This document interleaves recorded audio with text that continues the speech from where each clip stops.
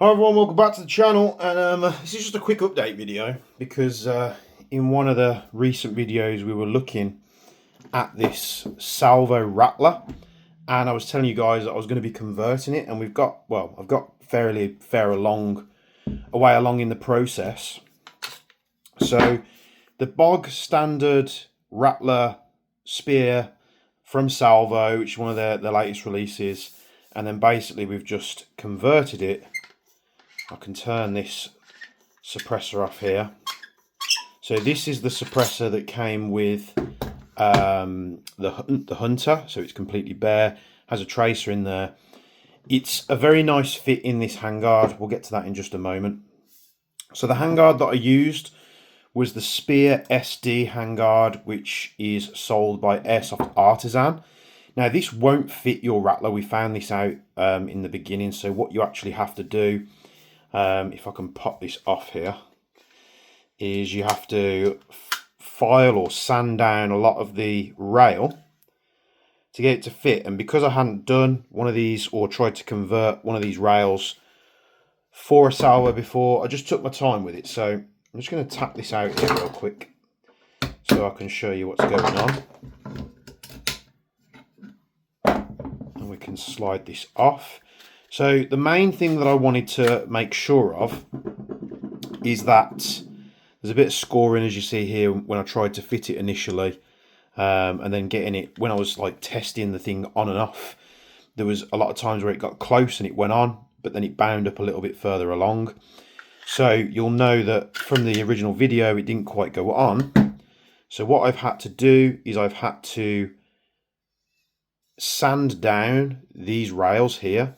So basically I just took measurements from the bottom of the handguard here to the top, tried to measure it against the Salvo, the normal Salvo handguard, saw that it was a little bit off, and then made some score marks just as a guide. I didn't get that far down because I didn't need to. There are a lot of other dimensions on the handguard which are different, but I just took my time, sanded inside in here, and then sanded across the top, and just kept sanding it, putting it on, seeing if it worked. Obviously I took this mounting bracket off first and kept going until I got to a point, because I didn't want to, you might say, well, this is scratching up here. Now when the handguard's on, you can't see those scratch marks, and we're going to be removing those anyway. But what I didn't want to happen was to take this too far, and then as it goes onto the upper, it sits like really loose. So at the moment, you see how nice it went on there. What will happen is when this is all refinished and recoated, I'll just keep these greased up to make it nice and free flowing. But what I didn't want to happen was it to be loose and rattle about. So the Rattler with the rattling about. There's a couple of things to note. The section that you see here, which is designed to capture the front pin, this doesn't line up on the original if you just kept it as it came out the box. I played around with trying to use the one off the Salvo handguard, couldn't quite get it right. So what I ended up doing, you'll see here, so I shaved down the sides here to get the thickness right to go through the body. I wanted it a nice, again, tight fit, enough to give me a bit of that tolerance to get it on and off, but I didn't want it too loose. And then just measured, and you might be able to see this, there's a spacer. So that is a 3D printed shim. I think I went through about 5 or 6 of these to really dial it in and get it right. Eventually got this one done, and then I just changed the screws out, because the screws that came with the Artisan rail were rounding off easy, but I've got a bunch of these in a box, so I just found some slightly longer ones, popped those in. This basically moved this capture point up on the rail, and what that meant is when the handguard goes on, if I can slide it on here, it lines up pretty much perfectly. So it did take a little bit of fettling to get that. One thing you do have to note is the screws on the rail here do not line up at all with the threads in the receiver. So that screw won't line up with the hole, and this hole won't line up with the hole either. The hole actually sits just barely, you might be able to see it, on the inside of this. So we can't really drill this out and put a screw in, because we're just going to munch all this up. So I decided, get this to fit nice and tight, get that to fit nice and tight, and then once it goes on to the rattler, I'm going to pop this down here, and it's all together. There is no flex, there's no wobble, there's nothing rattling around. These screws, I'll just thread lock them in so they don't come loose, and it's just part of the look. But now we have a Spear SD front end for a Salvo, which, you know, you can't actually get it in this configuration yet. Now, knowing my luck, because this always happens, as soon as I go through the painstaking process of getting these bits and pieces to fit, much like I did on my Marui AKM where we did the crook handguard, once I get this finished like this, Salvo just ends up, or whatever company ends up, just releasing it as a model off the shelf. But at the time of me building this, it wasn't available. I wanted one. I didn't want to buy the Toxicant one because it was expensive. This actually still worked out a little bit cheaper for me, that is, buying these two parts separately and just making them fit. And then because it has the normal flash hider on from Salvo, they integrate with the other barrel accessories they do, like this on the Hunter. So I can now screw a SIG suppressor on there. Now I know it's the wrong colour, we're going to fix that, but it does give you a hell of a lot of space. The reason why I'm going for this suppressor setup is two things. I already have the suppressor. I'm not going to be using this gun and the MCX Hunter at the same time, so it doesn't matter me moving this from model to model. And the third reason why is because this is the right thickness where all of the M-lock slots are still usable. So I would have liked to have gone, now this is what one of the newer prototypes, but I would have liked to have put an STFU in there because it's a really chunky can. If I take the back cap off here, I can show you. So this would thread on down there, and it would fit onto the barrel like that, and it gives a really chunky can. It looks good, it fills this out. But one thing that we lose is we lose all these usable M-lock slots because we're maximizing the amount of diameter suppressor that we're using in there, and we would just lose that. So we would just be limited to using this stuff here. Now that probably wouldn't bother a lot of people, but, and you know, I was going to go for the STFU. However, because we've got some new ones coming soon, if you're in the Jagerprecision Discord, you can see glimpses of what we're doing for the light version as well, with some forged carbon.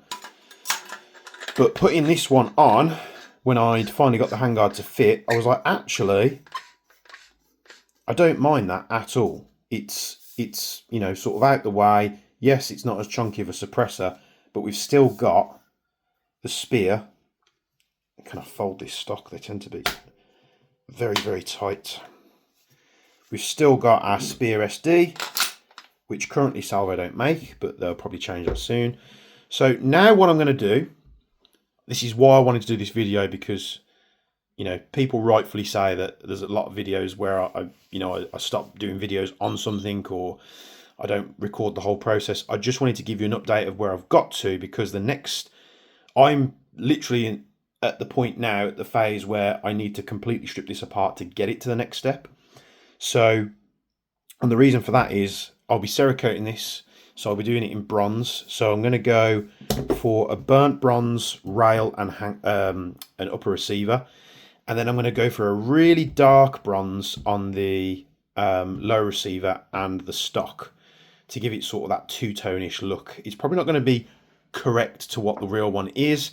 That's the colour I'm going for, and it lines up great because I'm doing another PTX. You'll see this is a purple one, and the guy that I'm doing this for, obviously you on the channel might not know, because I don't think he's ever been in any of my videos when I've been at HC2, but one of the guys down at HC2, we were running these the other week. There should be some gameplay coming soon, and he liked what I did with mine, and I kind of twisted his arm and said, you should let me do something with yours. So he's going to be going for the same colour scheme, so burnt bronze, midnight bronze frame, burnt bronze grips. So it makes sense to do all this at the same time, because there's a bit of laser engraving I'm going to do for him on this to make it personal.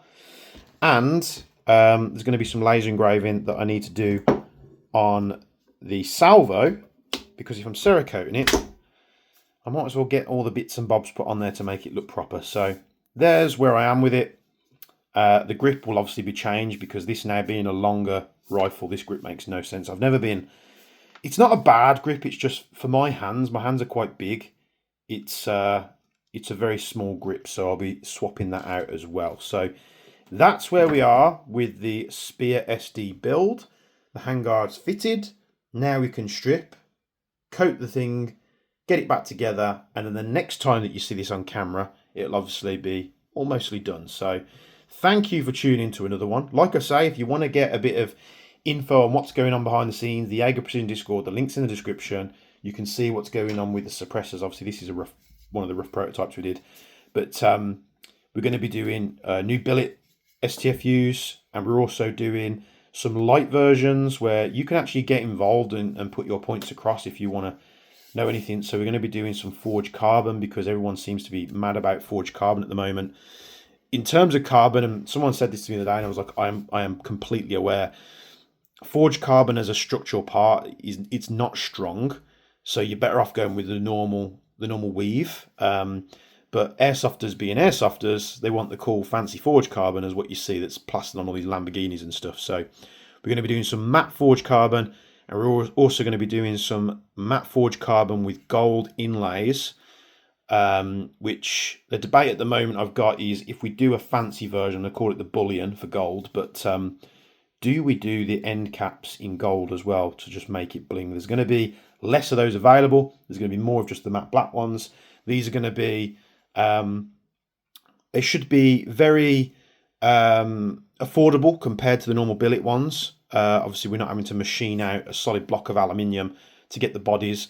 The billet suppressors, sorry to go off on a tangent here, but the billet suppressors are built like a brick shit house. These are by far, unless you're using like stainless steels and stuff like that, you know, I'll see a couple now where companies are 3D printing stainless steel suppressors for airsoft, and they are ridiculously expensive. But in terms of aluminium, I haven't found another aluminium can on the market that comes close to how strong this thing is. But that is, you know, the reason why I did it in the beginning. I was sick and tired of cheap materials, thin walls that make them really like squishy and easy to dent when people shoot them. So we'll have the billets going forward, and we'll have the forged carbon light versions of it. I haven't, you know, settled on the end caps yet. I do like these end caps, but I'm going to see if I can minimize that a little bit, because it might be something that people aren't a massive fan of. What I'll probably do with the carbon suppressors is not have this tapered back end like this. Now, I like this when I did it, because if you've got, you know, a barrel thread which is very close to the end of your handguard, a lot of the times if the suppressor won't fit in, this section will just fit in to the handguard, and it gives like a seamless look. So get involved in the Jaeger Precision community on the Discord, and let me know what you guys think about those products coming forward. Sorry to hijack the Spear SD video, but it's kind of relevant because I was going to put one of these in there. But there we go. Thank you very much for tuning in as always. Much more stuff to come. I'll cover the PTX when it's coated, and we'll put it together, and I'll show you how that looks, and then we're going to present it to Mark. I don't think Mark watches all of my videos, but there's going to be something special we're going to be doing for him on that as well. So thanks for tuning in, and as always, from me and Bench, we'll be seeing you in the next one.